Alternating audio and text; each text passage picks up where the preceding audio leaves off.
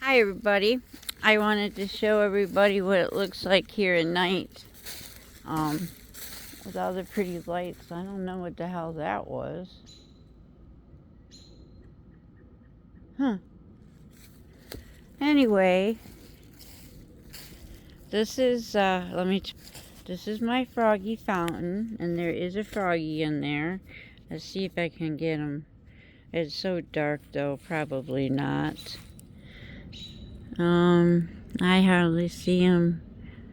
So he might have. Oh, he's over there in the corner. There he is. Everybody can see him. He's right there. That's his head. But anyway, getting back to the lights. And this the little things. Yeah, lights over there on the trees. Pretty lights. A lot of stonework went in, and these stones came from the creek by my mom, so they will always be special to me. And that's all ferns. Every year I get beautiful ferns. And this is another flower bed. We got some lights. We got a lot of stuff going on, coming up. Very pretty stuff. I still have quite a bit of leaves to blow out. And I worked on this all day, my latest flower bed project, and started doing some solar lights over here, which seem to be working out. But as you can see, I'm digging out these flat rocks from certain places. And this whole thing is now a flower bed. And yeah, we call this the Widowmaker. That tree's gonna have to go, which will be sad because I kind of like the tree. But this is all like hills. You come down, and this is all a flower bed. I just planted some, oh my god, I drew a blank.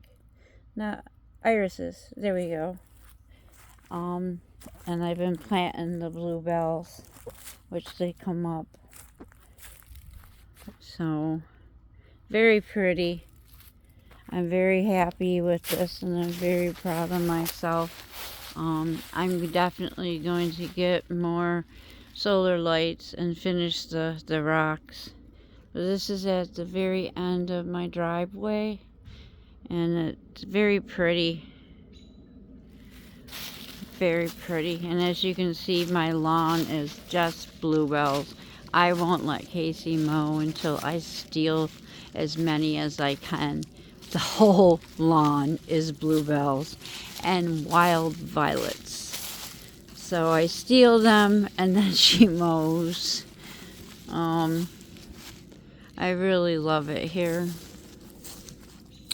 And now that we own the house and the land, it's just so much, I don't know, so much more. But I just wanted to give everybody a quick look. I'm very proud. I even have some lights down at the end of the driveway. We will get out to the sacred circle. I need to initiate this, well, the earth altar for one. I need to apologize for what happened. And, I have a gifting tree that I did, and what I left is not there, so they took it, which is a good sign. And I did start building a teepee, another teepee for my grandkids, but I'm really going to work on trying to get the plastic shed. I'm hoping maybe somebody's selling one too, like moving and don't want to take it kind of situation. You come and load it and get it yourself. Because I'm looking at about $4,000. for the size that I want. Maybe a little less. But then you gotta think about delivery, and then I'll have to have help getting it to the spot I want. Plus, there's a stump that needs to be removed and 3 trees, which my neighbor can do for me.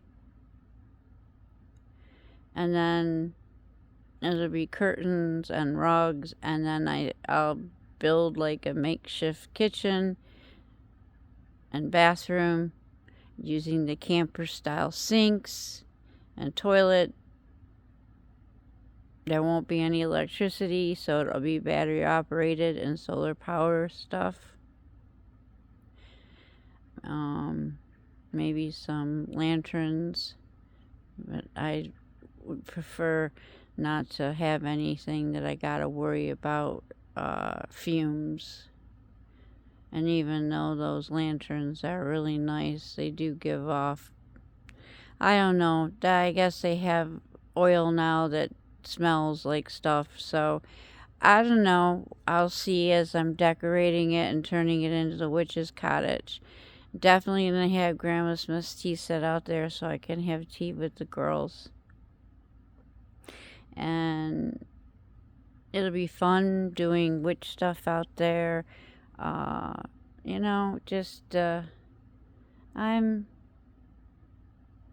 very happy here. I had a crappy day because of my doctor. The VA is horrible, and parts of it are horrible. The prosthetic department is absolutely wonderful.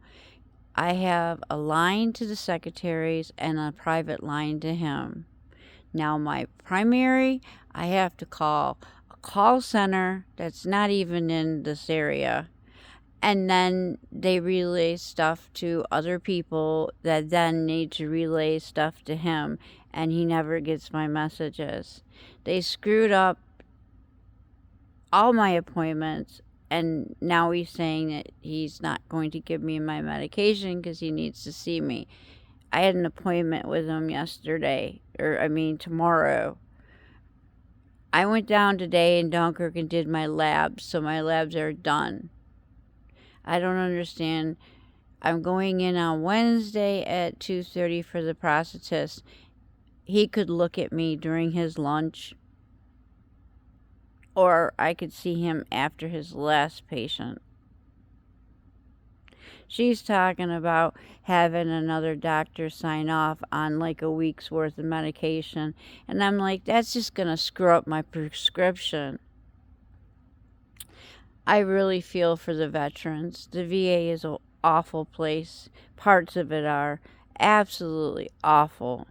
And I'm so sick and tired of dealing with a primary care doctor who, first of all, has a license from Ohio. Why I got paired with a doctor that has a license from Ohio, I will never, ever know. So he has to follow Ohio's laws, which screw me over pretty much with what goes on. Having to see him every 2.5 months, where with Dr. Jamal, I saw him every 6 months, twice a year, and I went in every other month I went in for labs. So he definitely kept an eye on me that way. But he was in my town. I could drive them myself. And I liked him. He was a great doctor. He was from Lebanon. He was Lebanese. And he saw childhood amputation in the worst ways. When I first met him, he said, "My God, this should not happen. Not in America." He understood my pain. He didn't have issues prescribing pain medicine. I had to follow his very strict rules, which were my daughter and my husband had to learn how to use Narcan. It has to be accessible in my house, and he wanted me to get a nurse's cabinet and to lock up my medication, which he verified when the man that came to service my husband's CPAP machine would look over and see. We'd open it up, he'd see the medications were in there, and he'd relay that back to the doctor. And it really wasn't an inconvenience, and it's very smart. It was a real smart thing to do. But Dr. Carroll, oh my God, he cares more about his hair, and his wife doesn't like his long hair, and it's just not that type of doctor's appointment. It's like two people sitting there talking about what's going on in their lives. He doesn't ask a whole lot of questions. Sometimes he doesn't even ask to see my stump. And I'm very angry that I had to leave Dr. Jamal. Now, I didn't do anything wrong. They passed new laws that spouses could no longer go to the CBOCs because the hospitals were losing money, because the veterans don't want to go to the hospital because of the bullshit. And it is bullshit. Now, the prosthetics department, that is A+ #1, and he's done a wonderful job with this leg. There's one area that bugs me that needs to be shaved out. Just a little bit in a certain area. But I can wear a leg. I can stomach the pain. Now, when I sit, not really. I've been popping it off when I sit. But he is the closest doctor closest to Bob Nelson, who was the best damn prosthetist I ever had and I ever will have. He was more than a prosthetist. He was like a dad to me. He was. He was very good to my kids, so was his wife, and he was like a father to me. He cared so much. He did legs in his garage for me, got me through my pregnancies, and his wife watched my kids. We were very, very close. And then he moved to Florida, and he told me I would have to try to find a prosthetist because he had to let go. He had to retire. And I just never have been able to find somebody like him because they don't teach this stuff anymore, because they use alpha liners and it's completely different. But Joe is doing a great job. I get to see him on Wednesdays, so this should be taken care of, and I should be able to get one leg finally covered, and he's talking about picking out skin, and I'm really excited about that.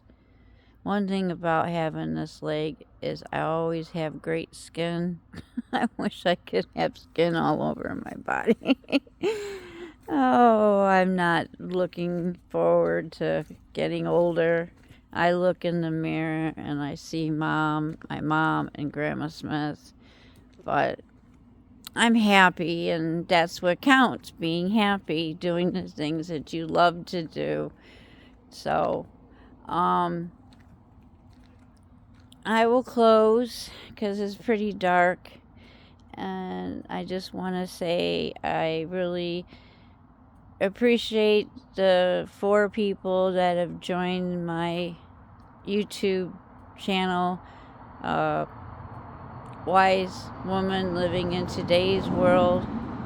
I do a lot of Wiccan things and gardening things, and things with my grandchildren are on there because they're such a big part of my life. My puppies, what I do outside, the gardening, the sacred circles, casting spells, following the full moon rites, following the Sabbaths. And again, Wicca has nothing to do with devil worship. It has absolutely nothing to do. We don't believe in the Catholic drama. We just don't. We believe that what you send out is what you get back. So if you're sending out negativity, then you're going to get negativity. If you live negativity, then you're going to have negativity. But if you focus on positive things, even to the point of looking in the mirror and saying, I can do this, or it's already happened. Like, For instance, I really would like to have another Firebird. I gave the GTO to my son, but I still would like to have a car to drive and have fun, and I loved my 1990 Firebird. So I've been saying in the mirror that I want another Angel Fire. Or I'd like a 1989 IROC Z28, the Camaro. So I keep saying that in the mirror. A positive attitude last year about this house. I walked around and casted all kinds of spells, and now we own the house and the land. So having a positive attitude and saying positive affirmations will manifest for you. And you also have to put a little hard work into it. I put a lot of work into this land. I wanted this property. I love this house. I love being up and away. We're higher up. Our elevation is higher because our first house flooded terrible. I wanted woods. I have woods. I have paths to walk in the woods. I have places to play in the woods with my grandkids. I have bunnies, foxes, all kinds of beautiful wildlife up here. Deer. I got my hummingbird feeders out because the hummingbirds are here. They came to my window. Hey, lady, we're here. Got all kinds of birds at my bird feeder. And I got my owl. So I'm very, very happy here.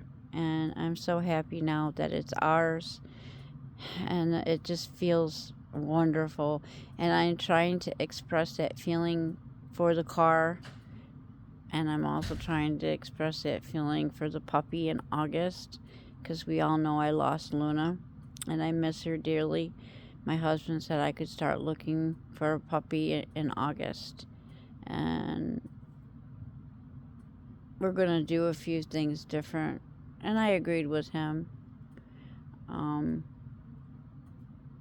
I'm going to be looking for a pit bull mix because that's what Luna was. I'm always shepherd girl, German shepherds, and I pretty much have 2 German shepherd mixes. Sirius is a German shepherd blue tick hound, and Lachlan, mother, was purebred German shepherd, and his father was a chocolate lab Weimaraner. So he's a very unique combination. Such a loving, loyal dog. He has helped Kiana heal so much from the loss of Luna. And Sirius has definitely been a very good puppy to me. But anyway, I'm working on names. I want something, being Luna, I want something to deal with the moon. And I try to bring the names of our other dogs into play as well, so their memory is carried on. So I'll let you know how that goes too when I figure out the name and I finish her grave. I've got a lot of work here to do. I've got flower beds that need weeding. I got fences that need straightening. I got branches to pick up. I got raking of leaves to do, blowing out of leaves to do. And I've got a whole bunch of stuff to do at the Sacred Circle and Luna's Circle, the smaller one where I do all my full moon rites. All the furniture needs to be cleaned. And I like to finish the rocks on the outside. And I think I'm going to plant some flowers there as well. The flowers took off around the Sacred Circle really well, so I'm going to see if I can plant some around the smaller circle and get Louie to cut some of the trees over there too. But I'm busy every day. I come out here, I got stuff to do. I got stuff to do in the house, stuff to do with the dogs. I spend some time with Kiana. I spend some time with Tom. I make sure that I call Tommy and try to call the kids. Try to call Ashton. You know, there's just my days are full. That's one thing I can say. My days are definitely full. So I love everybody. Blessed be. And if I don't get on, which I probably will, I hope everybody has a wonderful Memorial Day weekend. we're gonna probably have a cookout. I don't know if we're gonna get together with the neighbors or not, but we did last year. So I love everybody. Take care.